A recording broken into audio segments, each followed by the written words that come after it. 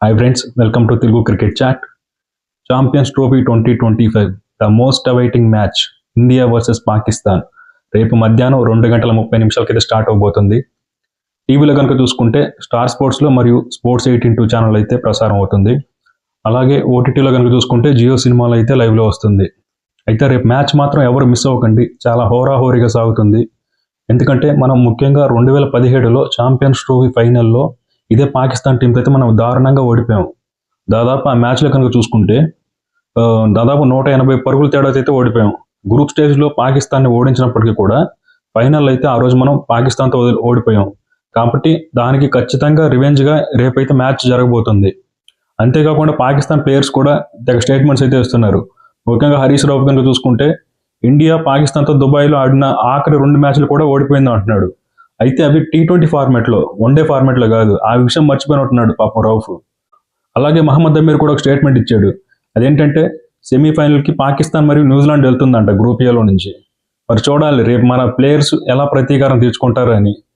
అయితే మనం ఓవరాల్గా ఇండియా మరియు పాకిస్తాన్ మధ్య overall head to head charts ఒకసారి చూసుకుందాం. ముందుగా ఇండియా మరియు పాకిస్తాన్ మధ్య ఓవరాల్గా ఓడిఐ ఫార్మాట్లో కనుక చూసుకుంటే 135 మ్యాచ్లు అయితే జరిగాయి. అయితే అందులో ఇండియా 57 మ్యాచ్ల్లో గెలిచింది, పాకిస్తాన్ టీం 73 మ్యాచ్లో గెలిచింది. ఓవరాల్గా చూసుకుంటే పాకిస్తాన్దే అప్పర్ హ్యాండ్ కాదన్న, ఇందులో ఎలాంటి డౌట్ లేదు. కాకపోతే ఇక్కడ ఏంటంటే పాకిస్తాన్ గెలిచిన మ్యాచ్లు కనుక చూసుకుంటే ఇప్పుడు గెలిచినవి కాదు అవి. ఎర్లీ 90స్లో, ఎర్లీ 2000స్లో ఎక్కువ డామినేట్ చేసింది టీమిండియాని. రీసెంట్గా కనుక చూస్తే మాత్రం 2010 నుంచి మాత్రం పాకిస్తాన్ని టీమిండియా కంప్లీట్గా డామినేట్ చేసింది. పాకిస్తాన్ మరియు ఇండియా మధ్య జరిగిన ఆఖరి 10 వన్డే మ్యాచ్లో కనుక చూసుకుంటే టీమిండియా 7 మ్యాచ్ల్లో గెలిస్తే పాకిస్తాన్ టీం 2 మ్యాచ్లో మాత్రమే గెలిచింది. ఒక మ్యాచ్లో రిజల్ట్ రాలేదు. అంటే దాన్ని బట్టి పాకిస్తాన్ టీం అయితే టీమిండియాకి అసలు కాంపిటీషనే కాదు. అంతేకాకుండా ఐసీసీ టోర్నమెంట్స్లో కూడా టీమిండియాదే అప్పర్ హ్యాండ్. వన్డే వరల్డ్ కప్లో చూసుకున్నా, T20 వరల్డ్ కప్లో చూసుకున్నా టీమిండియాదే అప్పర్ హ్యాండ్. కాకపోతే ఛాంపియన్స్ ట్రోఫీలో మాత్రం పాకిస్తాన్ అయితే కాస్త డామినేట్ చేసింది. ఇండియా మరియు పాకిస్తాన్ మధ్య మొత్తం 5 మ్యాచ్లు అయితే జరిగాయి ఛాంపియన్స్ ట్రోఫీలో. 2004లో ఒకటి, 2009లో, 2013లో, 2017లో 2 సార్లు ఆడాయి. అయితే ఈ 5 మ్యాచ్ల్లో పాకిస్తాన్ టీం 3 సార్లు గెలిచింది, టీమిండియా 2 సార్లు గెలిచింది. టీమిండియా 2013, 2017లో అనుకుంటా గెలిచింది. కాబట్టి మన ప్లేయర్స్ కాస్త జాగ్రత్తగా ఉండాలి. ఎందుకంటే ఛాంపియన్స్ ట్రోఫీలో వరకే పాకిస్తాన్ టీం టీమిండియాపై కాస్త పైచేయి సాధించింది. అంతే తప్ప ఓవరాల్ ఐసీసీ టోర్నమెంట్స్లో చూసుకుంటే టీమిండియాదే అప్పర్ హ్యాండ్. అంతేకాకుండా మన ప్లేయర్స్ అయినటువంటి రోహిత్ శర్మకి మరియు విరాట్ కోహ్లీకి కూడా పాకిస్తాన్పై మంచి రికార్డు అయితే ఉంది. ముఖ్యంగా విరాట్ కోహ్లీ కనుక చూసుకుంటే మనకు తెలుసు, తన ఫామ్లో ఉన్నా లేకపోయినా పాకిస్తాన్ అంటే చాలు తన ఫామ్లోకి వచ్చేస్తాడు ఆటోమేటిక్గా. ఎందుకంటే పాకిస్తాన్ బౌలర్స్ విరాట్ కోహ్లీని ఫామ్లోకి తీసుకొస్తారు ఖచ్చితంగా. మరి చూడాలి రేపు విరాట్ కోహ్లీ ఎలా ఆడతాడని. ఇక బౌలింగ్లో కనుక చూసుకుంటే కుల్దీప్ యాదవ్కి పాకిస్తాన్పై మంచి రికార్డు ఉంది. అయితే కొంతమంది అంటున్నారు కుల్దీప్ యాదవ్ని పక్కన పెట్టి వరుణ్ చక్రవర్తిని తీసుకోండి, ఎందుకంటే ఆల్రెడీ టీంలో ఇద్దరు లెఫ్ట్ ఆర్మ్ స్పిన్నర్స్ ఉన్నారు, మూడో స్పిన్నర్ కూడా ఎందుకు, ఒక హాఫ్ స్పిన్నర్ ఉంటే బాగుంటుంది అంటున్నారు. అయితే అది ఏమాత్రం కరెక్ట్ కాదు. ఎందుకంటే కుల్దీప్ యాదవ్కి అయితే చాలా ఎక్స్పీరియన్స్ ఉంది. ఇక్కడ వరుణ్ చక్రవర్తి మంచి ఫామ్లో ఉండొచ్చు, కాకపోతే కుల్దీప్ యాదవ్ బ్యాడ్ ఫామ్లో ఉన్నారని ఎవరన్నారు? లాస్ట్ మ్యాచ్ తను మంచిగానే బౌలింగ్ చేశాడు, కాకపోతే ఒక క్యాచ్ మిస్ చేశాడు హార్దిక్ పాండ్యా. తను ఛాన్సెస్ అయితే క్రియేట్ చేశాడు, కానీ మన ఫీల్డర్సే వాటిని యూటిలైజ్ చేసుకోలేకపోయారు. కాబట్టి కుల్దీప్ యాదవ్ని పక్కన పెట్టడం అనేది మంచి నిర్ణయం అయితే కాదు. ఇంకొక అప్డేట్ ఏంటంటే హర్షిత్ రాణా స్థానంలో హర్షదీప్ సింగ్ అయితే టీంలోకి తీసుకొస్తారు అంటున్నారు. అయితే ఇది కొంతవరకు కరెక్టే. హర్షదీప్ సింగ్ ఉంటే ఏమవుద్దంటే మనకి పవర్ ప్లేలో లెఫ్ట్ ఆర్మ్ వెరైటీ ఉంటుంది. ఎందుకంటే పవర్ ప్లేలో హర్షిత్ రాణాతో కంపేర్ చేస్తే మనకు హర్షదీప్ సింగే మంచి బౌలింగ్ చేయగలడు. లాస్ట్ మ్యాచ్లో హర్షిత్ రాణా కూడా బాగానే వేసాడు, కాదనట్లేదు.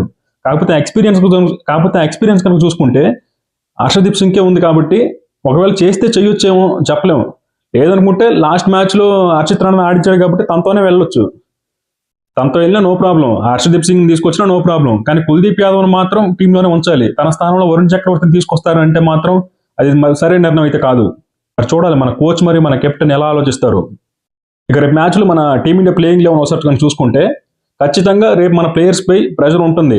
పాకిస్తాన్ ప్లేయర్స్పై ప్రెజర్ ఉంటుంది, మన ప్లేయర్స్పై ప్రెజర్ ఉంటుంది. ముఖ్యంగా పాకిస్తాన్ ప్లేయర్స్పై కాస్త ఎక్స్ట్రా ప్రెజర్ ఉంటుంది. ఎందుకంటే రేపు గనక పాకిస్తాన్ టీం మ్యాచ్ ఓడిపోతే వాళ్ళు టోర్నమెంట్ నుంచి అవుట్ అయిపోతారు. ఎందుకంటే ఆల్రెడీ ఒక మ్యాచ్ ఓడిపోయారు న్యూజిలాండ్తో. రేపు మ్యాచ్ కనుక ఓడిపోతే కంప్లీట్గా అవుట్ అయిపోతారు. దాదాపు 29 ఏళ్ల తర్వాత పాకిస్తాన్ హోస్ట్ చేస్తుంది. అలాంటిది గ్రూప్ స్టేజ్లోనే ఎలిమినేట్ అయితే వాళ్ళకి ఎలా ఉంటుందో ఇంకా అర్థం చేసుకోండి. కాబట్టి రేపు టీమిండియా పాకిస్తాన్ని ఎలిమినేట్ చేస్తుందా, లేకపోతే పాకిస్తాన్ టీం మరొకసారి టీమిండియాకి షాక్ ఇస్తుందా చూడాలి. ఇక రేపు మ్యాచ్లో టీమిండియా ప్లేయింగ్ 11 ఎలా ఉండబోతుందో ఒకసారి చూసుకుందాం. ముందుగా ఓపెనర్స్గా రోహిత్ శర్మ మరియు శుభ్మన్ గిల్ అయితే ఓపెన్ చేస్తారు. ఇక రోహిత్ శర్మ కనుక చూసుకుంటే లాస్ట్ మ్యాచ్లో మంచిగానే బ్యాటింగ్ చేశాడు, మంచి అగ్రెసివ్ స్టార్ట్ అయితే ఇచ్చాడు, తన పని తను చేసుకుపోయాడు. అలాగే శుభ్మన్ గిల్ అయితే తన ప్రైమ్ ఫామ్లో ఉన్నాడు. నిజంగా కెరియర్లో ఎప్పుడూ లేనంత రెడ్ హార్ట్ ఫామ్లో అయితే శుభ్మన్ గిల్ ఉన్నాడు. రీసెంట్గా శుభ్మన్ గిల్ ఆడిన 4 మ్యాచ్లు కూడా కనీసం 50 అయితే స్కోర్ చేశాడు. బ్యాక్ టు బ్యాక్ 2 సెంచరీలు స్కోర్ చేశాడు.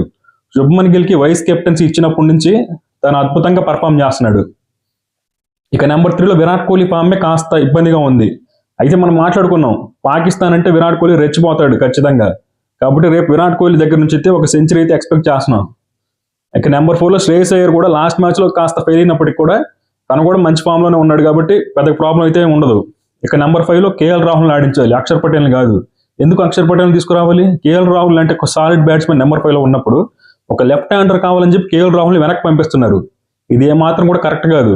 కేఎల్ రాహుల్కి చాలా ఎక్స్పీరియన్స్ ఉంది నెంబర్ 5లో. నెంబర్ 5లో ఆడినప్పుడు తను చాలా బాగా బ్యాటింగ్ చేశాడు. కాబట్టి తనని ప్లేస్ని ఎలాగ ముందుకు వెనక్కి జరపకుండా తన నెంబర్ 5లో ఆడించాలి. కావాలంటే నెంబర్ 6లో అక్షర్ పటేల్ ఆడించి నెంబర్ 7లో హార్దిక్ పాండ్యాని పంపించండి, ఏమైంది, తప్పేముంది అందులో. నెంబర్ 6లో అక్షర్ పటేల్, నెంబర్ 7లో హార్దిక్ పాండ్యా, నెంబర్ 8లో రవీంద్ర జడేజా, నెంబర్ 9లో కుల్దీప్ యాదవ్, నెంబర్ 10లో మహమ్మద్ షమి, నెంబర్ 10లో హర్షదీప్ సింగ్ లేదా హర్షిత్ రాణా, నెంబర్ 11లో మహమ్మద్ షమి అయితే టీంలోకి వస్తారు. మహమ్మద్ షమి కనుక చూసుకుంటే ఐసీసీ టోర్నమెంట్స్ అనగానే తను రెచ్చిపోతాడు. వన్డే వరల్డ్ కప్లో ఏం చేశాడో చూసాం, అదే ఫామ్ని మళ్ళీ ఇక్కడ కూడా కంటిన్యూ చేస్తున్నాడు. కాబట్టి షమి రేపు కూడా అలాగే అద్భుతంగా బౌలింగ్ చేయాలని కోరుకుంటున్నా. ఇక పాకిస్తాన్ ప్లేయింగ్ 11 విషయానికి వస్తే ముందుగా ఫకార్ జమాన్ అయితే రూల్డ్ అవుట్ అయిపోయాడు. తన ప్లేస్లో ఇమామ్ ఉల్ హక్ అయితే టీంలోకి వచ్చాడు. కాబట్టి మ్యాక్సిమం రేపు తనే ఓపెన్ చేయొచ్చు. బాబర్ అజంతో కలిసి రేపు ఇమామ్ ఉల్ హక్ అయితే ఓపెన్ చేస్తాడు.